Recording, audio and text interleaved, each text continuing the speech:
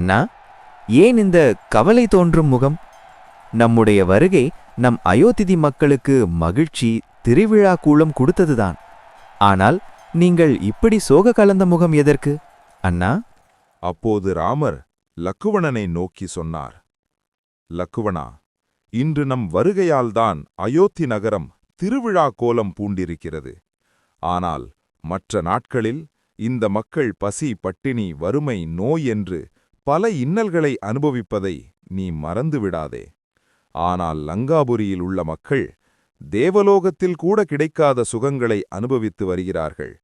அங்கு நாள்தோறும் திருவிழா கோலம்தான் நிலவி வருகிறது என்று நம் குரு சொன்ன வார்த்தைகளை ஒரு நிமிடம் நின்று சிந்தித்துப் பார் லக்குவணா.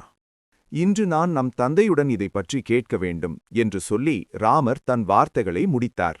இவ்வாறு ராமரும் லக்குவணனும் அயோத்தி நகரம் நோக்கி வருகை தந்து கொண்டிருக்க, மற்றொரு புறம் நம் லங்காபுரியில் ராவணன் தேவலோகத்தையே நோக்கி போர் செய்யலாம் என்று தன் மந்திரிகளுடன் பேசிக் கொண்டிருந்தான். விபீஷணா, நான் நாளை தேவலோகத்தையே கைப்பற்ற நினைத்துள்ளேன்.